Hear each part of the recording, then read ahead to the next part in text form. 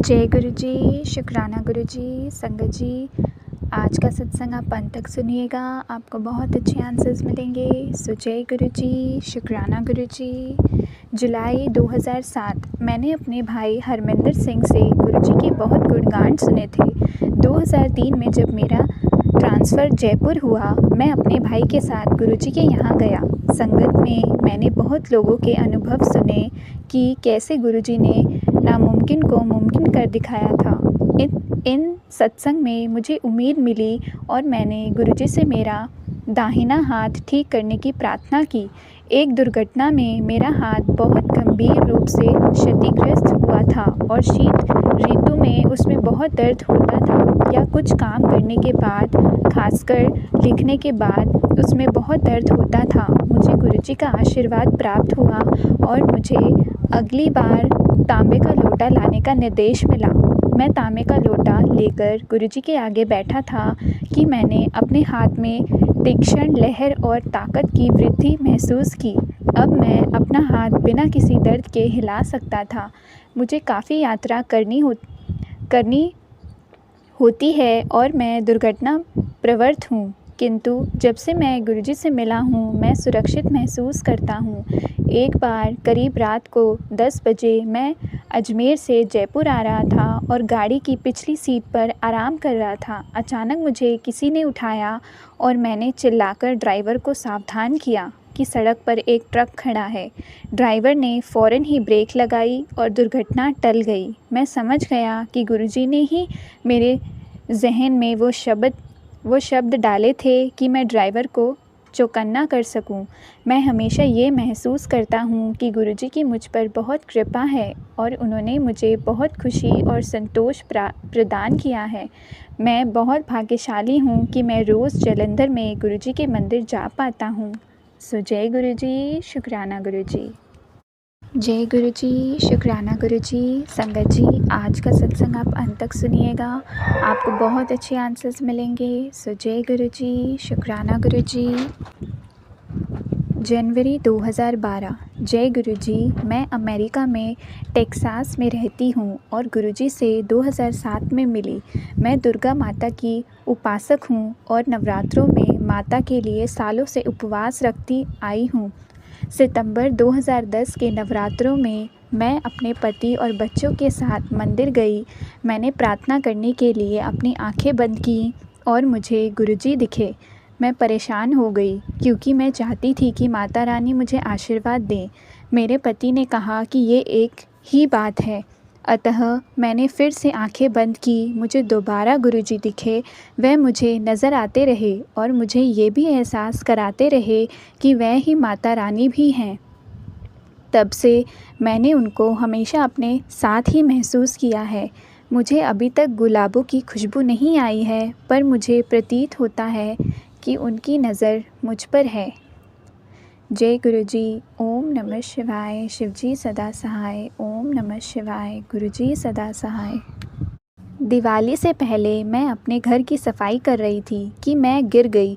मेरे पैर का नाखून निकल गया और बहुत ब्लीडिंग हुई।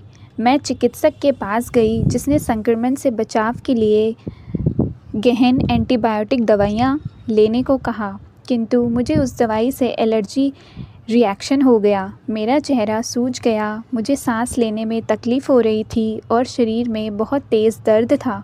मैं चिकित्सक के पास दोबारा गई। वह मेरा चेहरा देखकर स्तंभित रह गई। उसने मेरे पैर के नाखून के लिए एक और भी ज़्यादा तीक्ष्ण एंटीबायोटिक दवाई लेने को कहा, जिससे मुझे एक और एलर्जी रिएक्शन हो गया। मुझे 16 दिन तक दस्त हो गए। मुझे पानी की कमी हो गई। पेट में बहुत पीड़ा थी। मेरी मरने जैसी हालत हो गई थी। अंततः मैं अपने घर में बने मंदिर में जाकर बैठ गई और गुरुजी से आगे जी भर के रोई। मैं ये दर्द अब और नहीं सहन कर सकती। मैंने 16 दिन से कुछ खाया नहीं है। मैं अपने बच्चों के साथ समय नहीं बिता पा रही हूँ। मेरी मदद कीजिए गुरुजी। मैंने उनसे प्रार्थना की कि वह मुझे ठीक कर दें। चिकित्सक ने मुझे बताया कि एंटीबायोटिक के कारण मुझे क्लोस्ट्रीडियोसिस डिफिसाइल बैक्टीरियल रोग हो सकता था। संगत जी, इसका मीनिंग ये है एक जीवाणु है जो आंतों को संक्रमित कर गंभीर दस्त और पेट दर्द का कारण बनता है।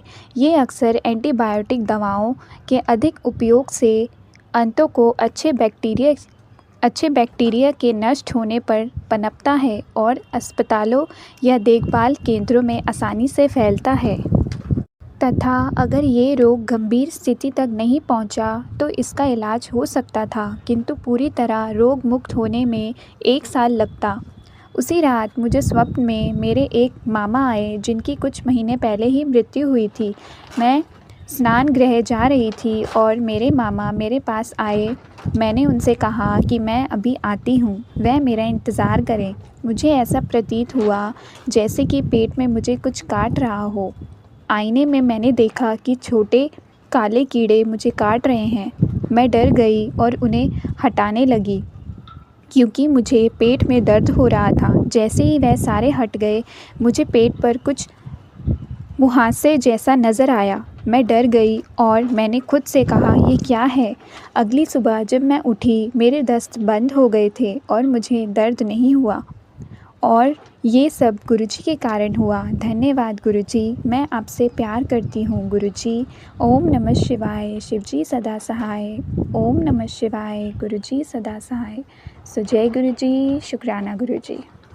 उपदेश पहला। गुरुजी ने एक बार कहा, की खाओगे?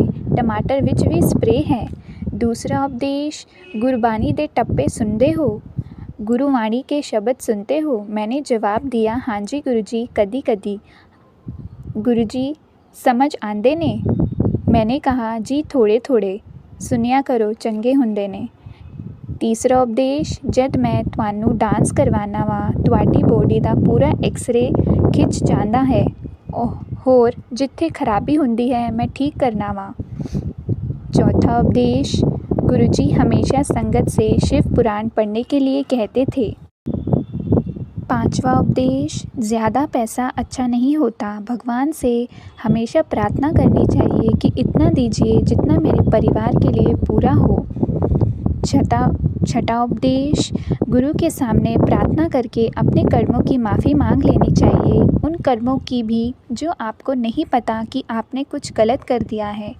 सातवां उपदेश, आपका अपने गुरु के लिए प्यार ऐसा होना चाहिए कि सोते जागते और अपने दैनिक कामों को करते हुए भी आप अपने गुरु को ही याद करते हैं।